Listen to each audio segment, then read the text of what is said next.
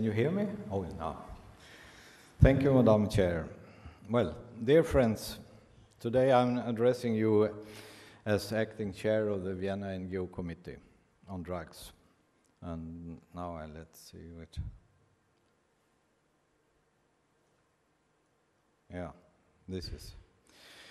The Viyana NGO Committee is an Austrian registered non-governmental organization. We have been working for more than 30 years now in Vienna together with the UN system. And it's an umbrella organization, you can say. We have about 160 members in some 57 countries. So we are covering more or less the whole globe. And in the committee, we have a number of networks as well. And if I count them, we cover some 400, 450 individual members, individual organizations on the ground level. The member organizations are actively involved in the entire range of services and programs related to the drug area, including prevention, harm reduction, treatment and recovery, on the policy and on the program level. We know that the NGO system has the expertise, the knowledge and the practical experience that is needed in our fight against drugs. It is clear that the role and the participation of the NGOs, together with the Commission on Narcotic Drugs, I'm coming back to a number of things here, C and D, the International Narcotics Control Board, INCB, the United Nations Office of Drugs and Crime, UNODC, and the member states. We represent a unique contribution to these bodies. We as NGOs have extensive expertise, depth of knowledge, and practical experience that is invaluable to ensuring that the global efforts aimed at addressing the drug abuse are effective, relevant, and take into consideration the impact of the policies. We are also a workforce. We represent a massive workforce and strategic allies for governments and international organizations. I heard yesterday, for example, the question, who is doing the work? Well, it's not the governments, it's the NGO system, it's the civil society, it's the professionals there, and those who are working in the organizations. As governments are being called upon to do more with less money, with less resources, now is the opportunity to develop a strong complementary and collaborative partnerships with the NGOs. In keeping with the spirit of shared responsibility and accountability, Viyana NGO Committee has adopted a strategic plan to outline our priorities, the activities, and the commitment we have for working with our partners. And I will go through that. The strategic plan is intended to provide the clarity and the transparency of the intent that is important to our members. Specifically, we focus on the development of the NGO capacity and the opportunities for NGO engagement with the UN member states and relevant UN bodies. We are advocating for the NGO inclusion in the international drug policy decision-making. And the Viyana NGO Committee is also representing a global voice on key strategic events. We have adopted and works under the principles of impartiality, neutrality, and independence within the rules and the procedures of the UN system. And this is very important because we are training all our membership, all our partners to work inside the rules. Otherwise, there will be a mess during the UN meetings. And our mission, if you just quote that, our mission is to enable the non-governmental organizations to contribute to a UN drug policy decision-making.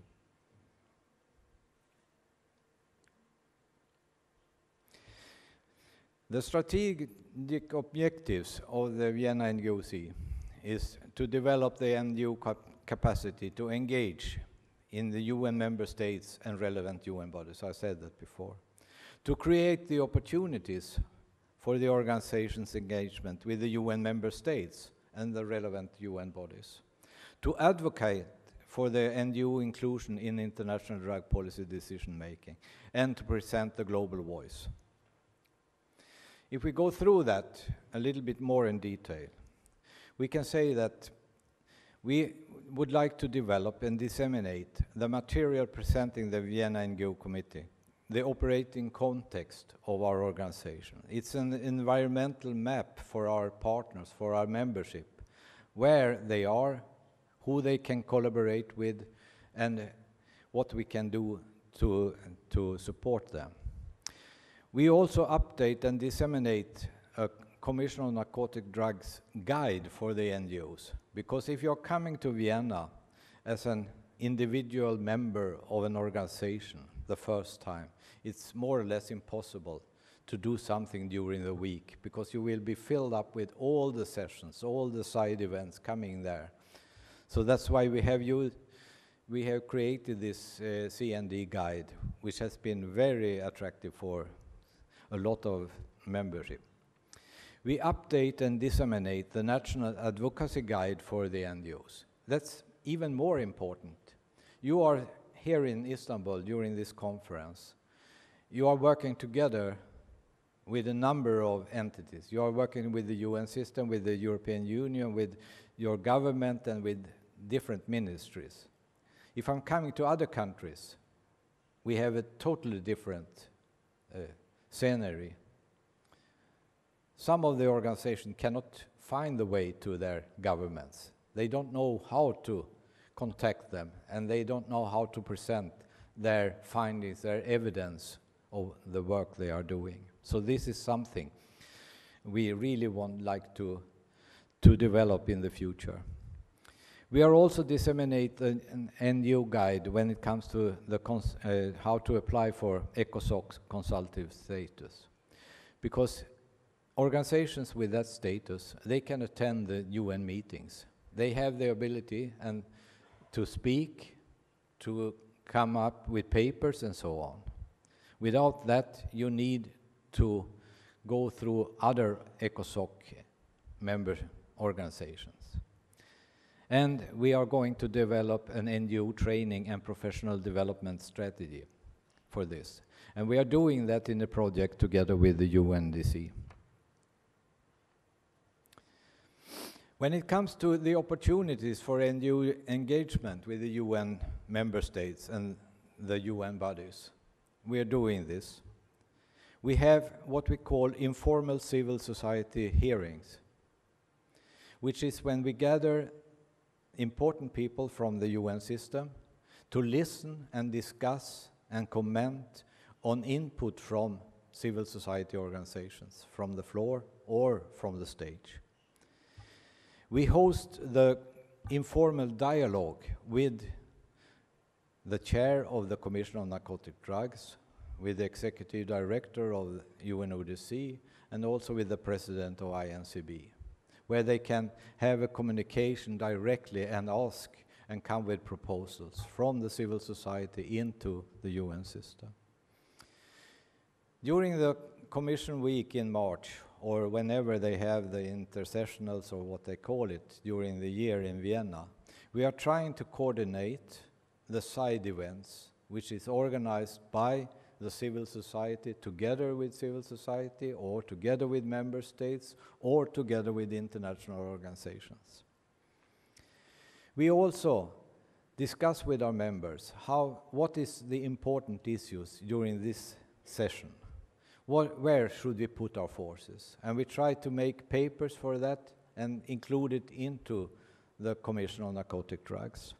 We have written statements and we have oral statements.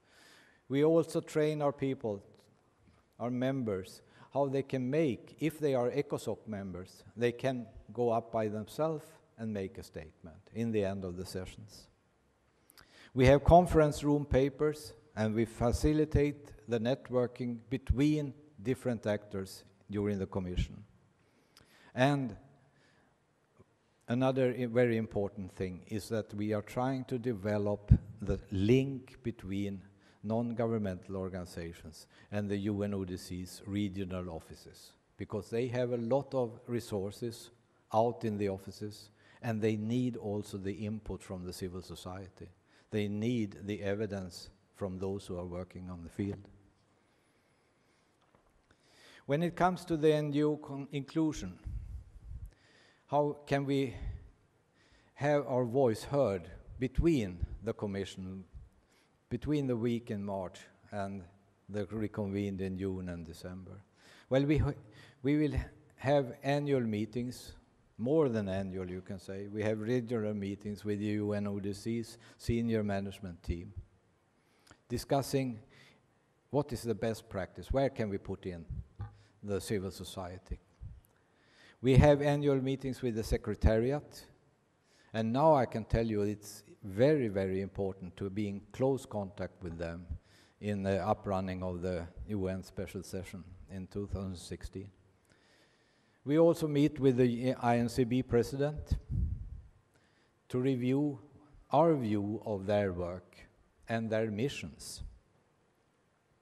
And you see on the next line that we facilitate identifications of the NGOs on the missions from INCB. Because when they are going to countries to see that the countries are working according to the UN conventions on drugs, they also want to meet the civil society.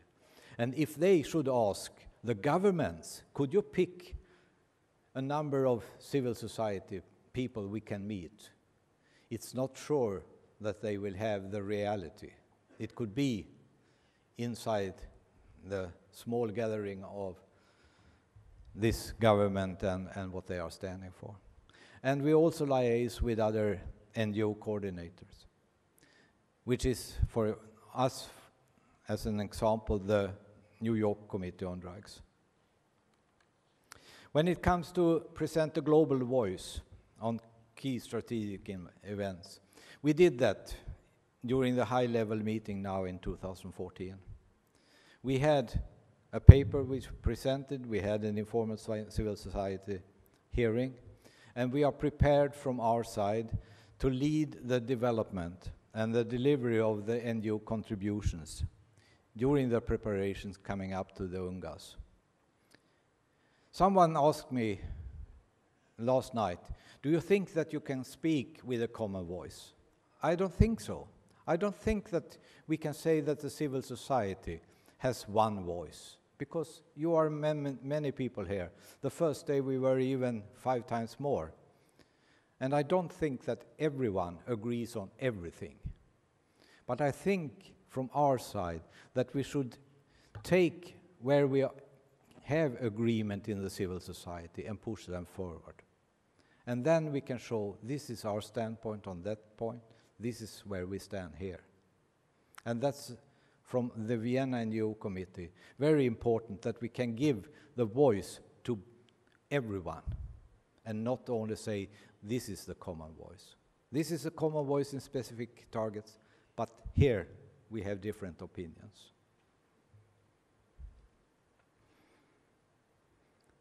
When it comes to the health-based approach, we need to have that comprehensive and balance. We have heard that during the last day when the WHO and the UNODC were speaking about that as well.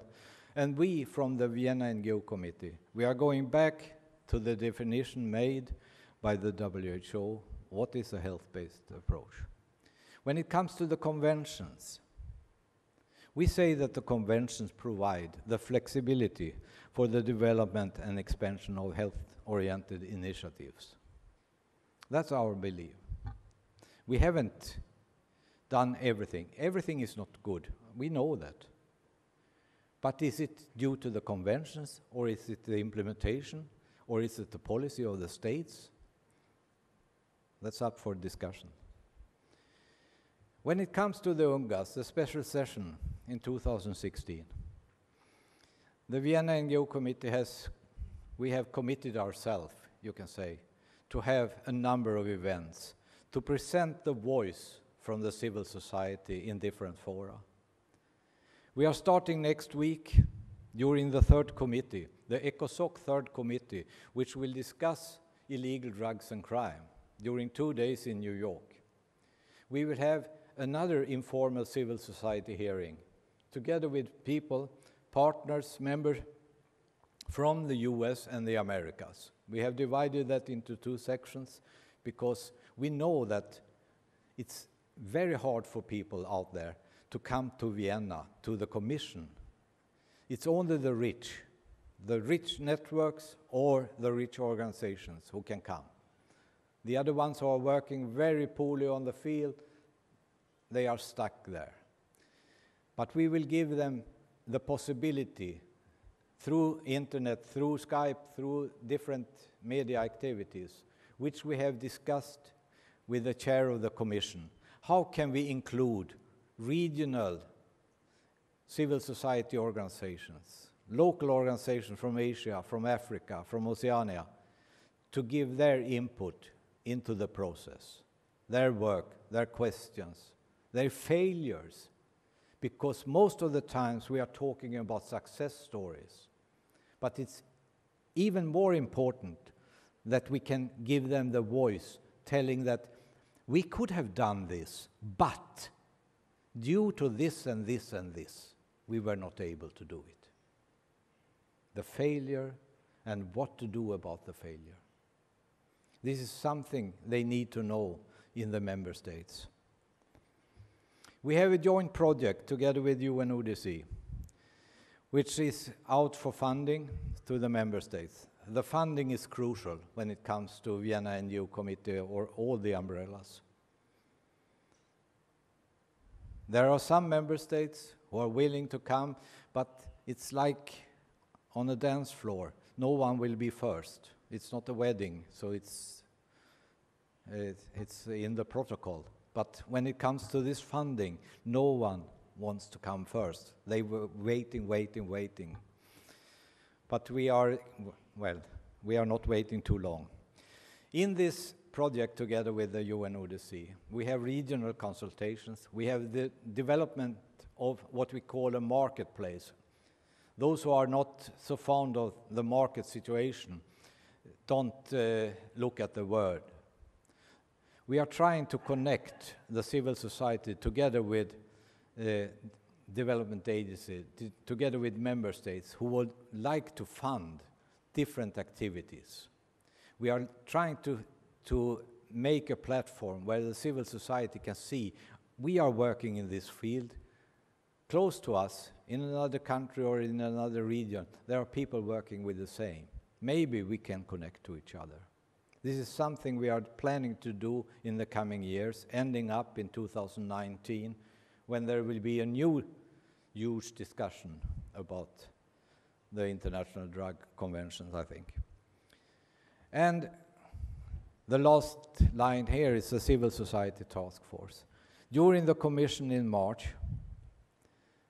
the Deputy Secretary General Eliasson from the UN came and said that I would like to meet some of the civil society representatives here in Vienna to discuss how can we best have the contribution into the process of UNGASS 2016. We made a document, a proposal sent to UN in New York, and during next week we will have a number of meetings discussing this. We have sent this document, the proposal, to our membership for comments, because we would like to have your comments, those who are members of the Viyana NGO Committee. How should we deal with this?